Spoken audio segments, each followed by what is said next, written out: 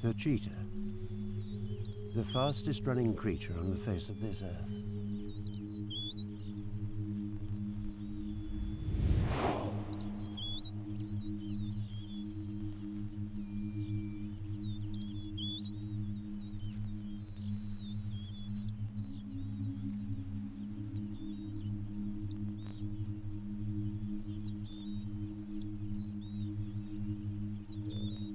But thousands of years of nature's search for maximum speed means that she's had to forfeit other strengths like staying power.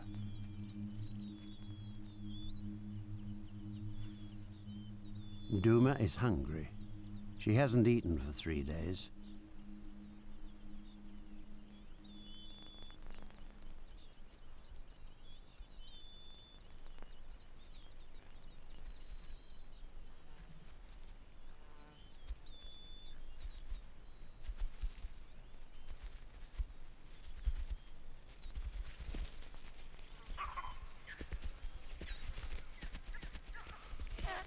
She's far faster than the Thompson's gazelle, but her prey can turn more rapidly than she can. The gazelle has the advantage of dictating the course of the chase. He chooses which way to go.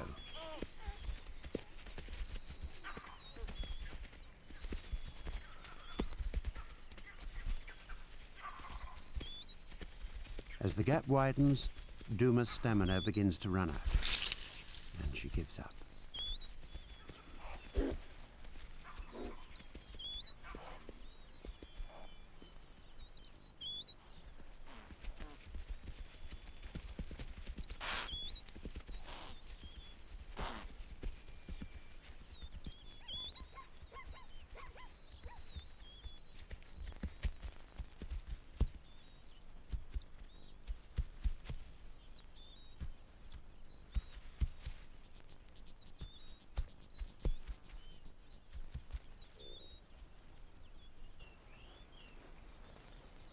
She's only 2.5 years old, but already her hunting skills are great. Her need to kill is, at this moment, based on more than just hunger. Her duties extend well beyond catering for herself. Duma is a mother for the very first time. This is her family. She started 10 months ago with 3 cubs, but sadly lost one early on to a hyena. Since then, she's done well to provide for and protect her 2 remaining offspring. The father, as is nature's way, plays no part in their rearing.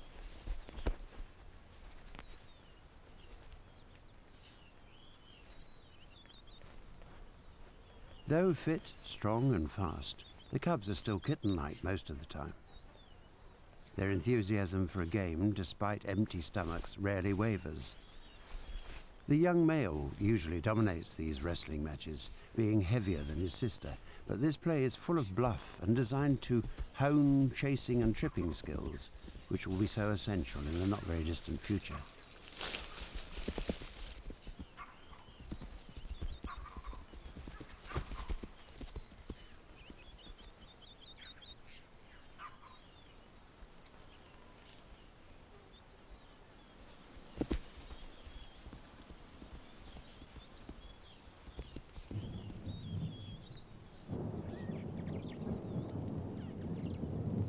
This is the rainy season in the Masai Mara where Duma lives. The clouds begin to build in April, and now in May, most afternoons are punctuated by the sudden release of gathering storms. The weather's fairly predictable, sometimes violent, and very wet.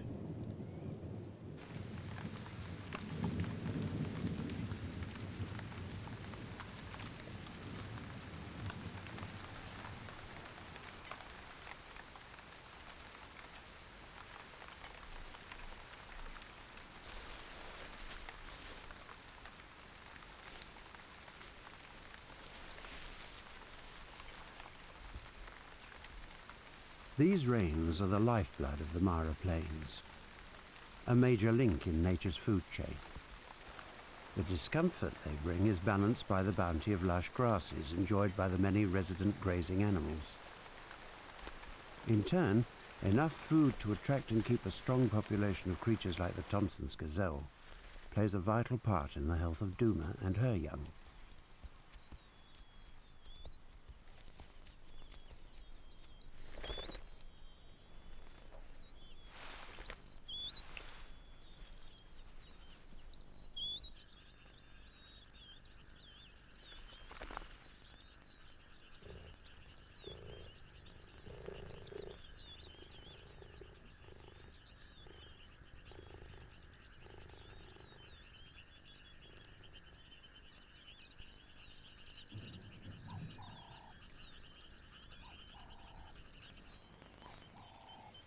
An adult cheetah needs to catch a gazelle or the equivalent every 3 or 4 days in order to keep fit.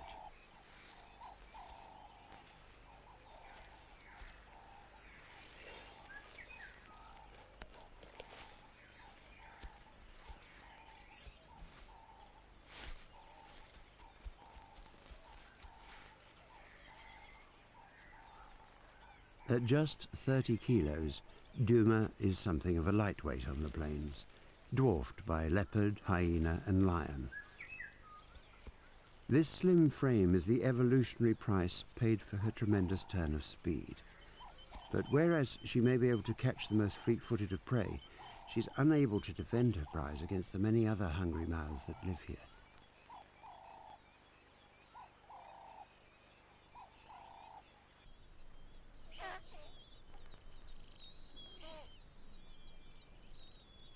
Duma's cubs have for some time been experimenting with the business of catching a meal of their own, but have as yet not grasped the finer points of the chase, like stalking, for instance.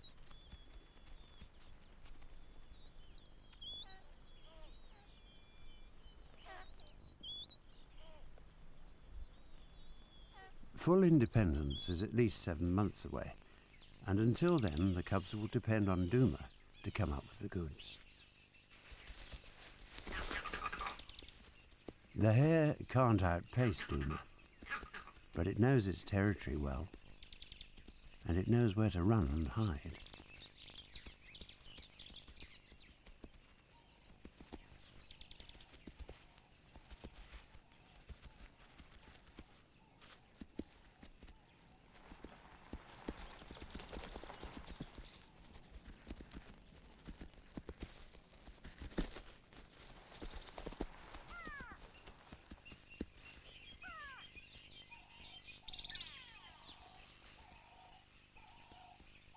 Then the cubs take over. For them, this is a vital introduction to the skills that will dictate their survival in the future. 3 against 1. The odds have now changed for the hare.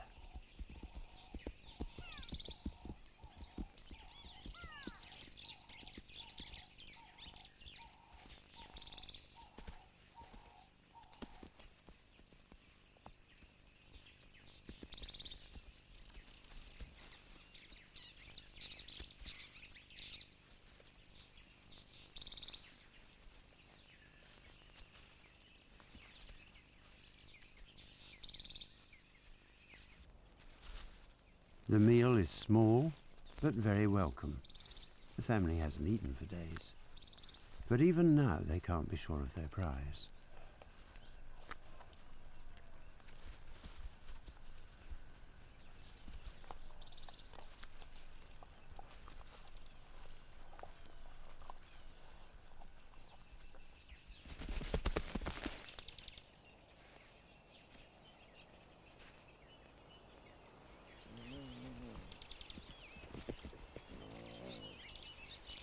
Even 3 cheetahs together are no match for an adult hyena, a fact well known to Duma, but as yet not accepted by her hungry cubs.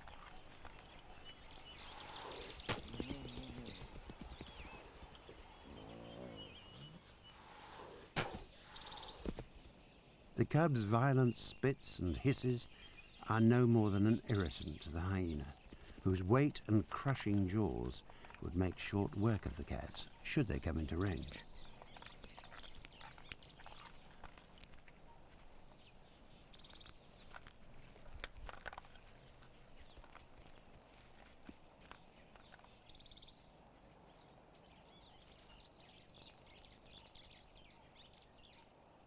Duma is resigned to the loss, but her young still make one more effort to intimidate the intruder. They will have to learn to accept the inevitable with better grace.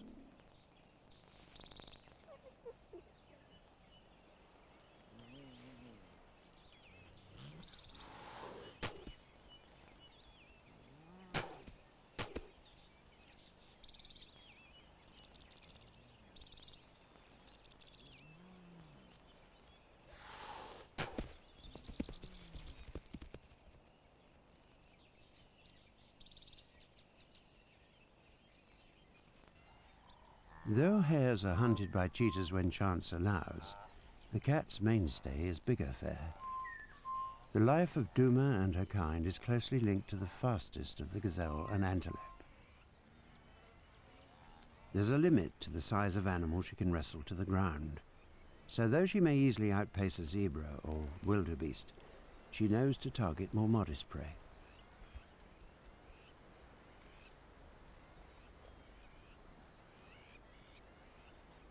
Things haven't gone too well today. She and the family are still hungry.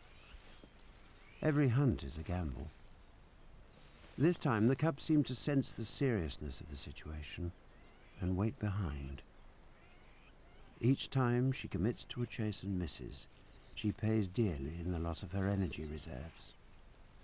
Unless this time she can keep up with the gazelle's dramatic twists and turns and trip it within 500 meters or so, she will fail again.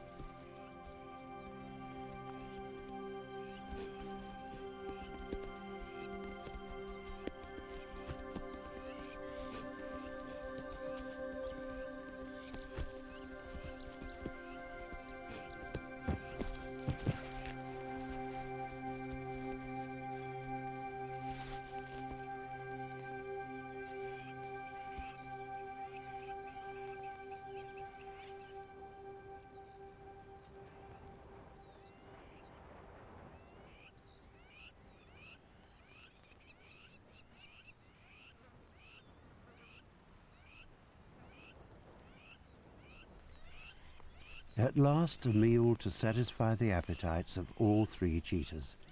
But Duma is uneasy. There is no cover, and the gathering vultures act as a natural signpost, a serving now sign for any nearby hyenas or lions which might benefit from this kill.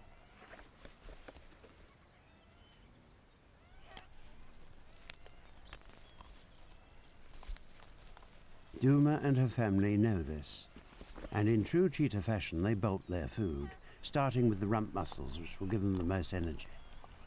But as the number of birds increases, the cubs lose their nerve and drift away, leaving their mother to feed and defend the kill alone.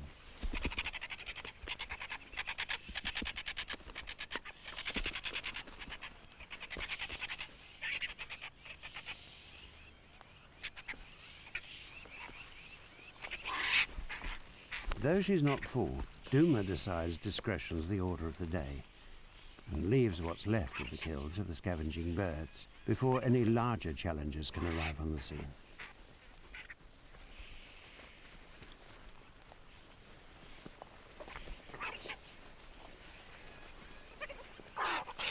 As it turns out, the only other creature drawn to what remains is a jackal.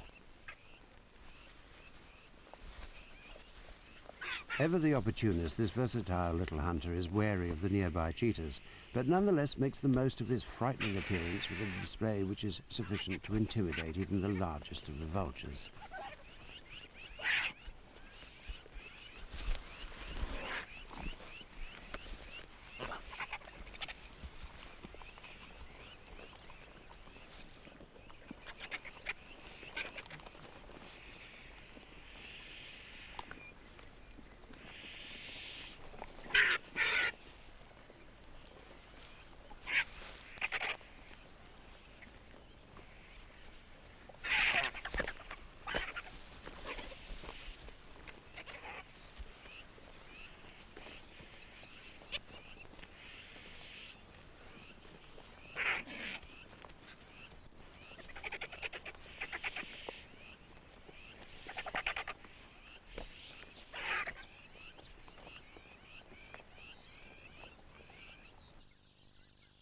Despite their meal being interrupted, the cubs have fed well, and now they can enjoy some moments of pure high spirits, this time with a rather noisy quarry. A plastic bottle cut into a cup and lost by a local tribesman.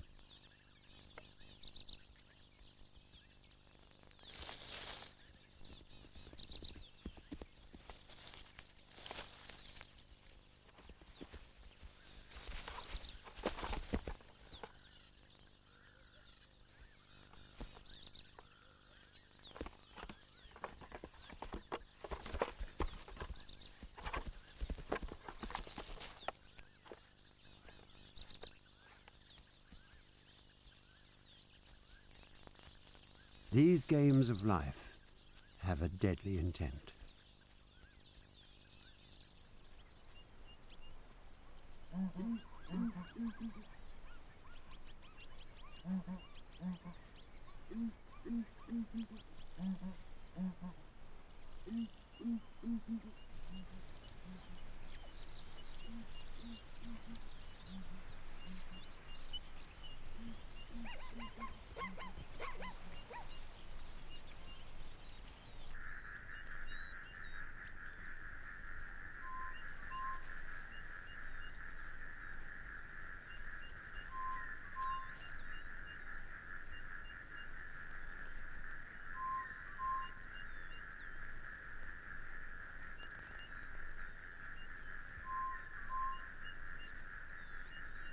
Even during the rains, the mornings are often clear, and all around the grasslands are flourishing.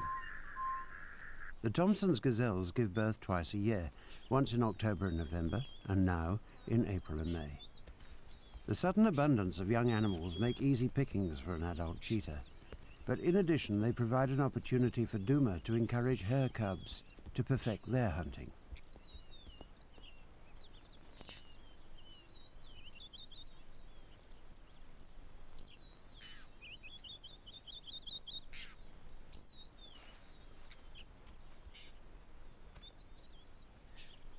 It's she who initiates the chase.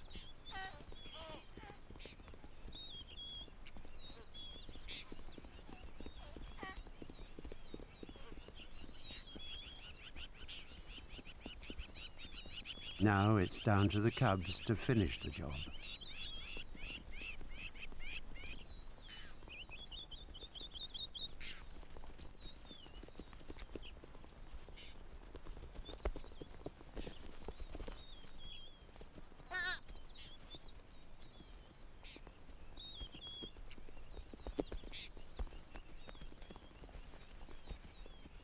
Duma's patience runs out, and she shows her cubs one more time how it should be done.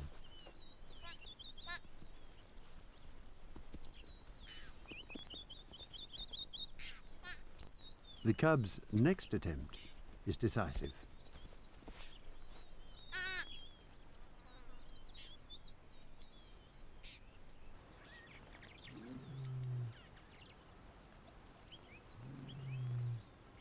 This is a time of plenty for many of the residents of the Masai Mara.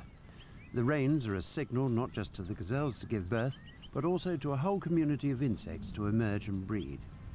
Hundreds of thousands of termites take to the wing in a bid to spread their colonies across the plains, and in doing so, stir up a frenzy of feeding among the local bird community.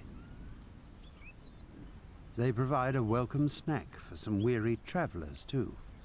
Montagu's harriers, on their way north from their wintering grounds in southern Africa to their breeding range in Europe, feast on the succulent insects to help refuel for the next part of their journey.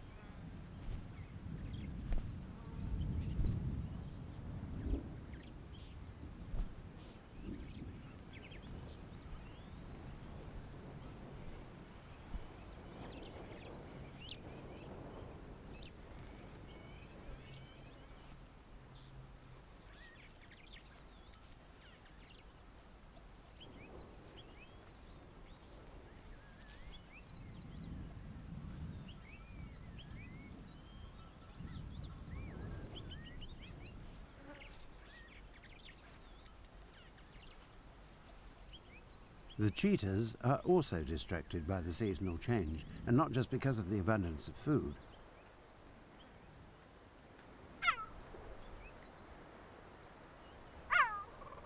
Duma shares her home range with several males, among them the father of her present cubs. Recently, he's become aware of a powerful and attractive scent. Though he plays no part in the care and rearing of his family, he is constantly on hand to take advantage of any females which may be receptive to his advances.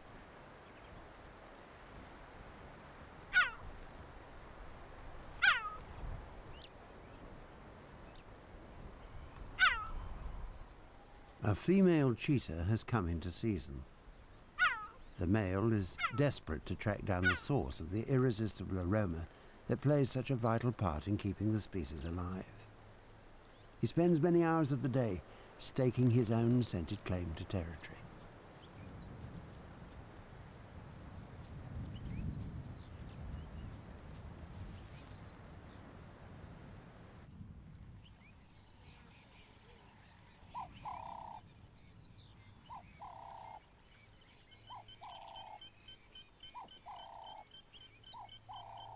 There are now at least 4 adult females regularly roaming this area, and Duma is one of them.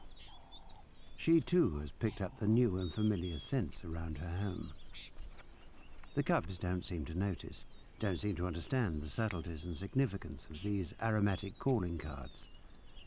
It will be at least another year before they are tempted by the business of breeding.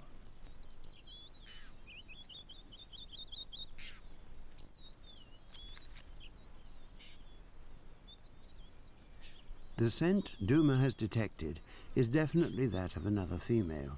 Indeed, the very same female which is now the centre of the adult male's attention. Unwittingly, Duma has stumbled into the patch which leads him directly across her path.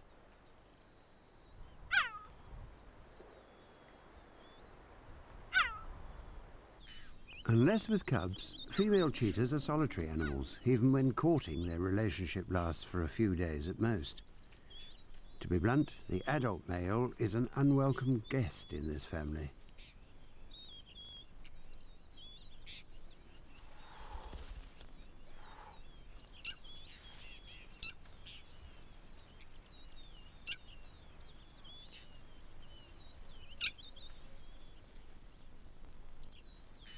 When he approaches, he's simply trying to establish if it's worth him hanging around, whilst Duma and her cubs cringe in submissive expectation. As the family moves on, the male is left still searching for the elusive object of his desire. He knows it's not Duma. It will be 6 months or so before she's ready to mate again.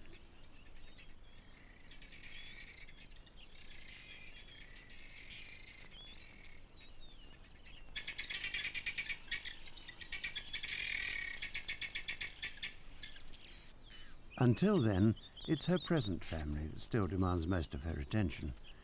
Their complete dependence on her hunting ability extends well into their 2nd year.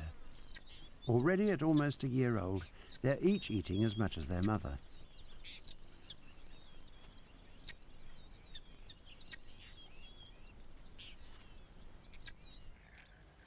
It is Duma's endless task to meet their needs and to ensure that their appetites are sated.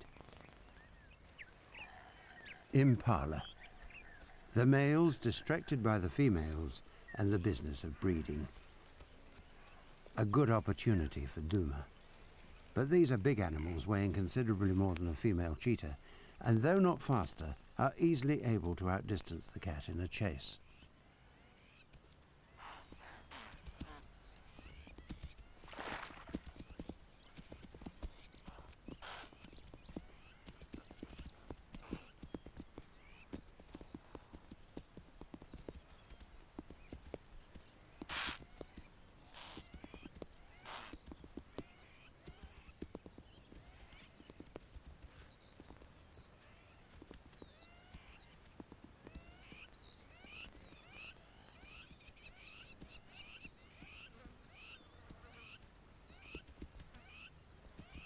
Duma's final lunge is met with a powerful counter from the impala.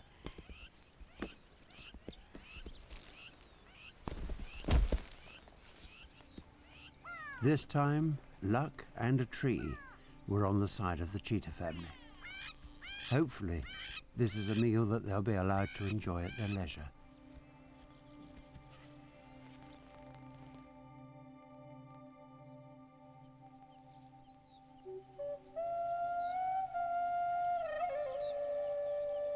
The rainy season usually lasts 2.5 months.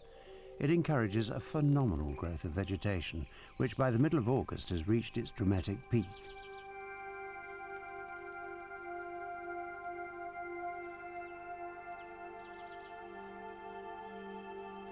Though there are thousands of resident animals which make the most of this natural banquet, it cannot support additional herds all the year round. A task force of visiting mouths moves into the Mara to feed. Vast herds of zebra and wildebeest roam the grasslands north from the Serengeti plains. These herds are a movable feast for the many predators here, but before they can reach the furthest plains, they have to cross a well-known but no less formidable hurdle.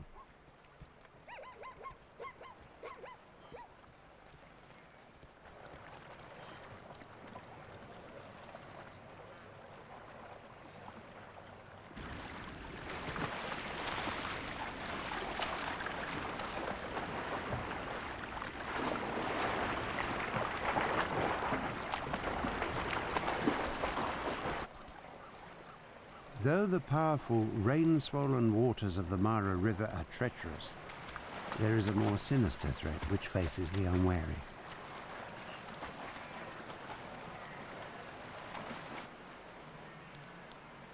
Many of these crocodiles are over 4 meters long. They haven't feasted on meat for many months, and they are very, very hungry.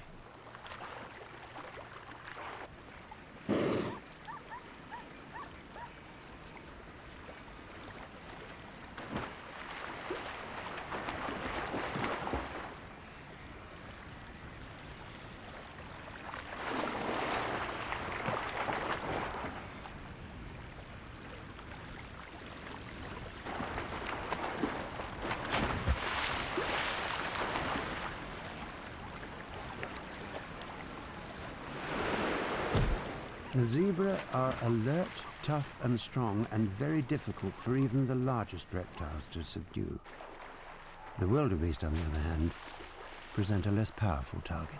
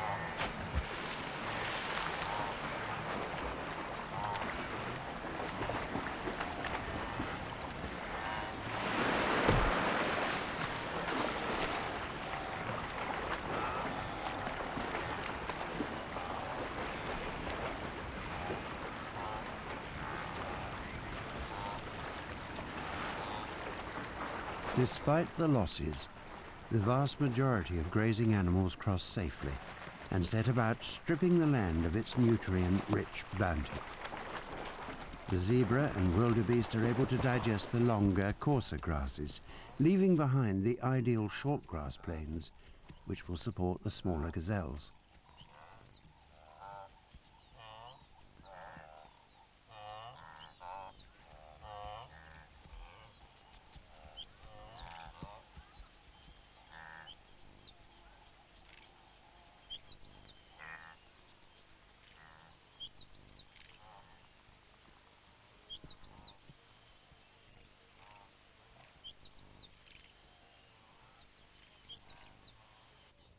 Duma might occasionally benefit from a young or weak wildebeest, but not often. The cheetah's fortunes are more closely linked to this great movement of animals because of the manner in which they shape the grazing to favor the gazelles, the cheetah's main food. It's September, and Duma's cubs have survived for 16 months. They still shadow her every move, and though becoming much more proficient with their own hunting skills, leave her to do the work of finding and initially securing a meal.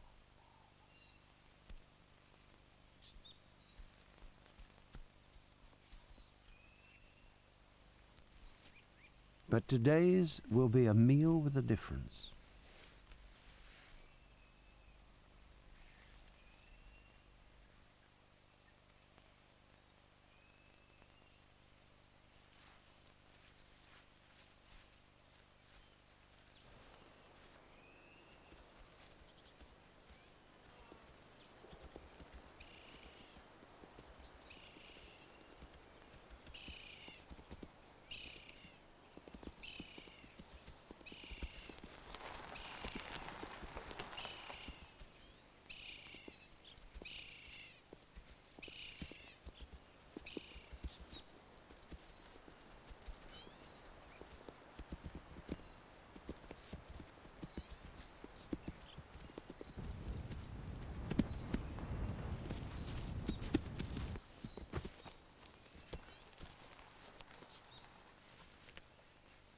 Having done the tricky bit of tripping the gazelle, Duma leaves her cubs to finish the job.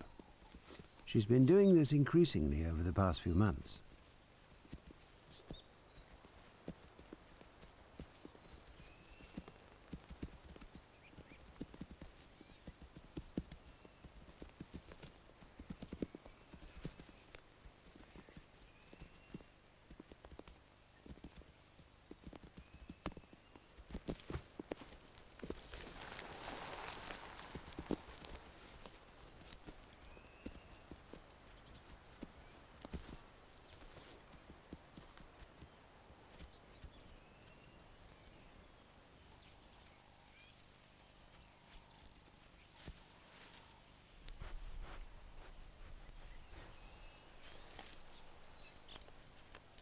Once the feeding starts, Duma's mind is not on the meal.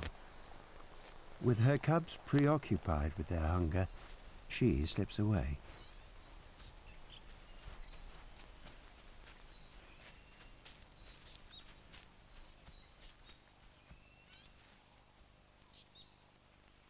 The cubs don't even notice her going, nor are they aware until it's too late of the arrival of an old and now familiar adversary.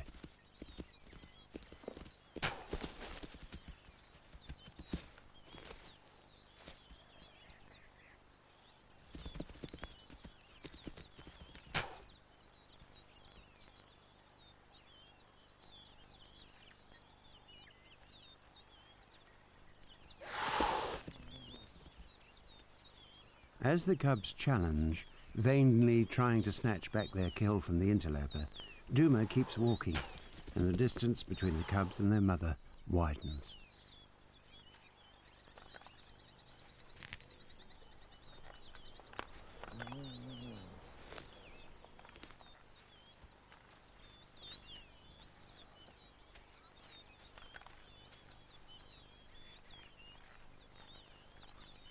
By the time they finally admit defeat, their mother is nowhere to be seen. This is their first taste of the approaching life of independence, a brutal plunge into the real world. Duma now has little interest in her cubs and will avoid them if at all possible. Despite their calls, she will not come back.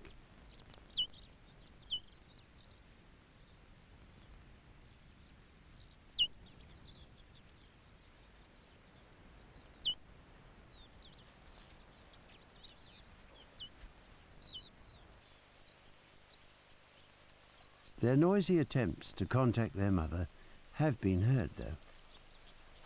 Baboons have some of the largest teeth in the business, and will even tackle leopards and hyenas head-on. The largest males from a nearby troop decide that the cubs wandering through their patch presents too great a threat to their own young.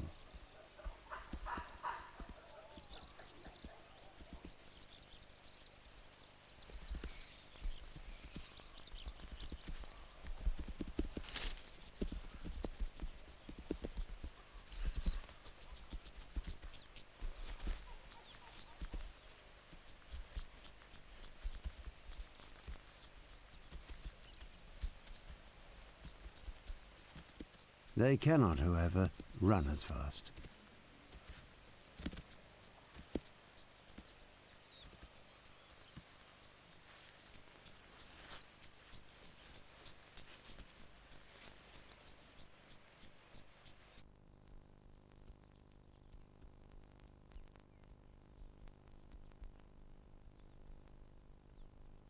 Most of the cubs' first solitary hunting attempts are clumsy and often end in failure.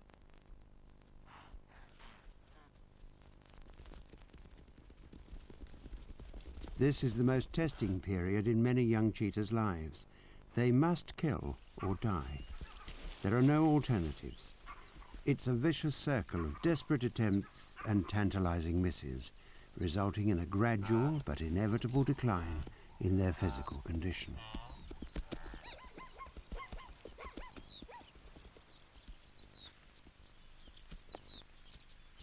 But this year, for Duma's cubs, it's a time of good fortune. It is now that the second fawning period of the Thompson's gazelles gets underway, and the young animals provide achievable opportunity.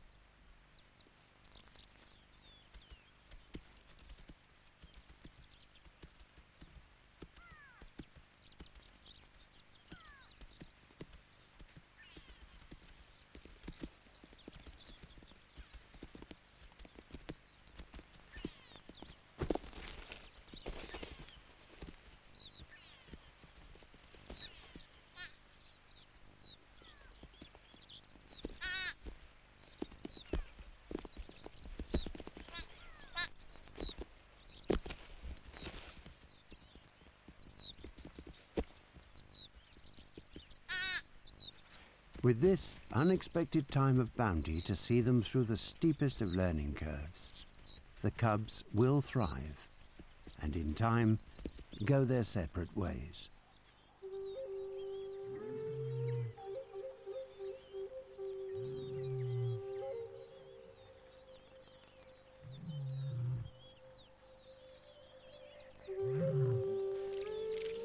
At last, life for Duma is easier.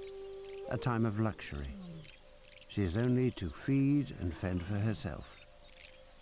It is a restful, though all too brief period in the life of an adult female cheetah.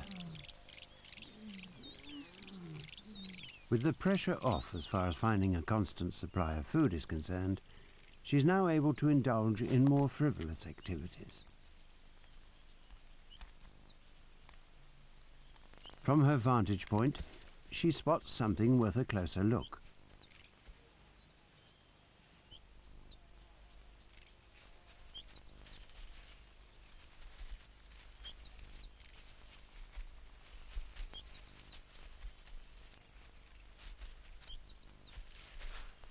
The mongoose may be small, but it's feisty, brave, and bad-tempered.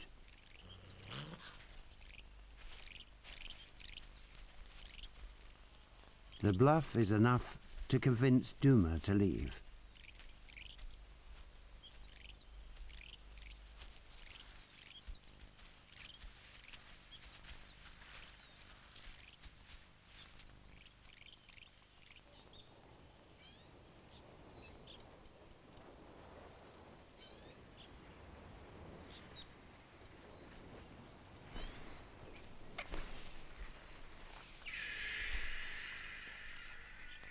With only herself to cater for, Duma continues to find food with relative ease.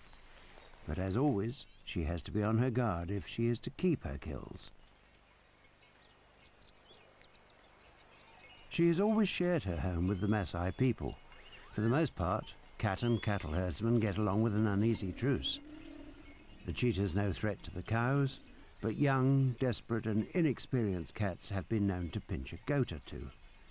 The resulting reprisals have developed a relationship of mutual respect. Just occasionally, the herdsmen see the cheetah not as a target or threat, but as an opportunity to gather some easy meat.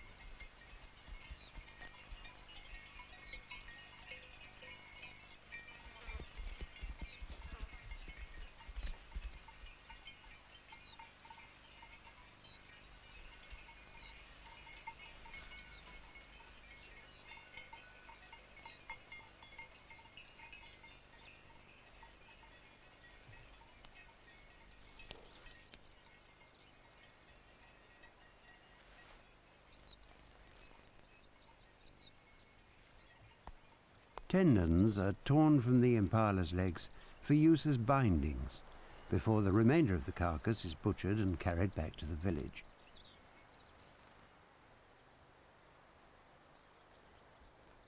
That Duma had fed well before her kill was taken at least makes the loss a little easier to bear.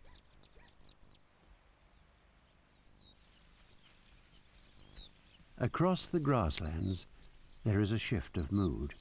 Many of the creatures which for much of the year graze amicably alongside each other have reason for dispute. For some, it's a simple reaction to the drying land and scarcer feeding.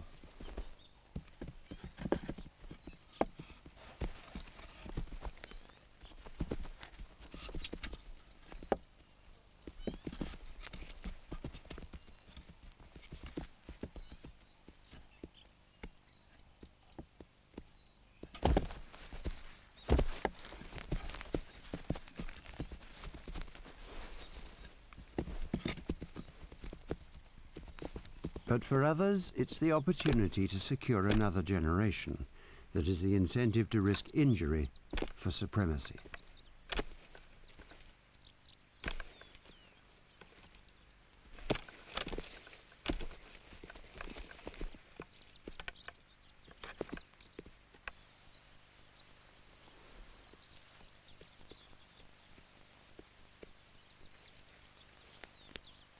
Duma's daily needs have changed too. She's put on weight, and she's been eating more than usual. With so many members of the gazelle herds preoccupied with the rut, her chances of surprise have increased.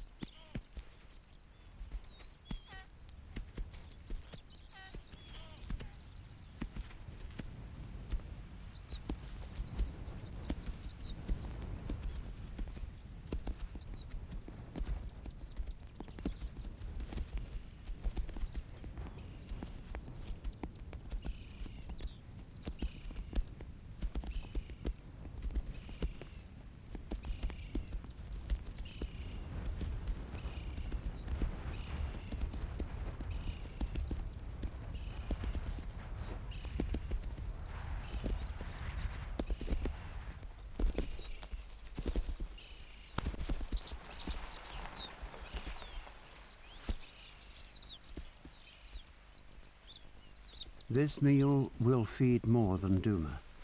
Her appetite is sharpened by the new life which is now developing inside her.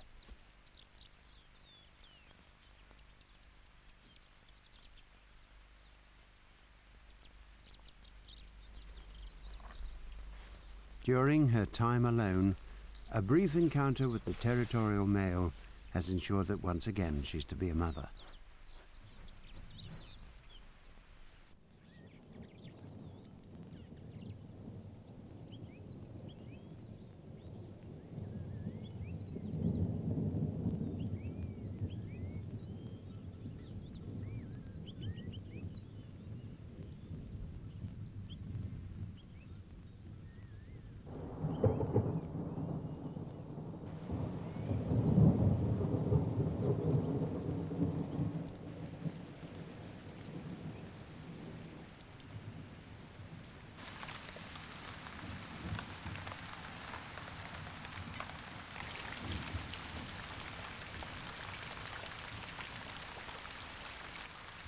With the coming of the rains, her cubs were born.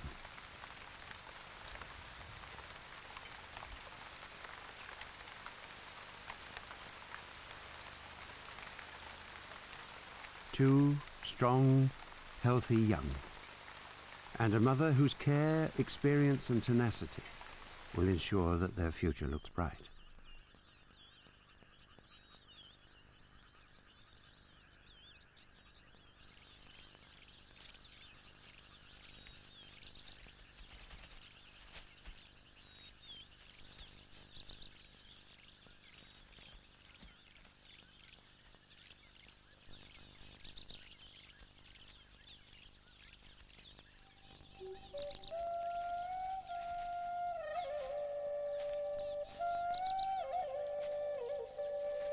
Their dependence on her will last for the next year and a half. And she will, barring accidents, always be there for them.